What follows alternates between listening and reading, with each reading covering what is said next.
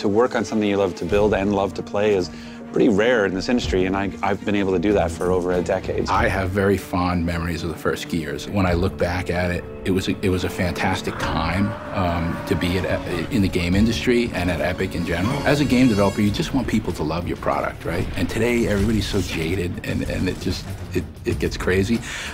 So I was just expecting more of the same, you know, and when it blew up on us, it was a really good feeling. It was pretty fantastic. We're a really small team, we're independent, and everybody just has that insane passion for what we're doing and for this franchise.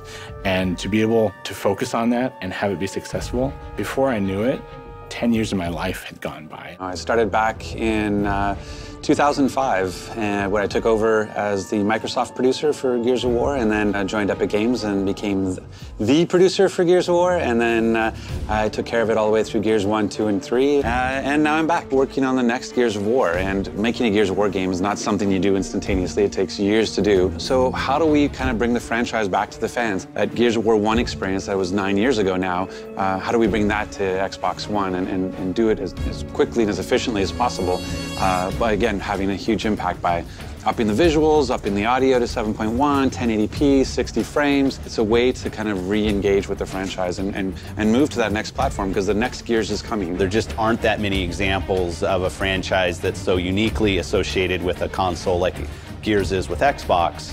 Having Rod with his background both at Microsoft and at Epic, I think will be critical to Gears. There's a passion and an energy here that just I haven't seen in 10 years. You know, like it feels like what it was like to build the game, you know, the original. Is that kind of dedication and passion, and Gears of War is on every screen, and people really are fans of the franchise, and we're pushing them how to make the best Gears possible. And it was this sort of training ground, this proving ground for them to be able to go like, oh, I see how this works. I see what it is to build a Gears of War experience, because it's unique. Typically on a game of this size and this scale, you would have 2 to 3 years to create all of the assets that need to go into the game.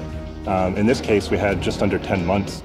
We went to find partners who could help us basically realize our vision for the game. We're now working with a number of different partners in 6 countries and 4 continents around the world. It's always been almost a counterculture franchise inside of our portfolio, which I've always loved. It's been a little edgy, and I think it would just be great to see that Gears mania take over again as people re-fall in love with the franchise. I want people to go back and enjoy the story for what the story was, to enjoy the experience for what it was, and I hope it sort of just gets people excited about Gears of War again. Like, Gears of War is back, and it's back in a big way. This is just the beginning of a long road of awesome Gears of War experiences, and this is just the first, and I know what the next one is, and I can't wait for them to know either.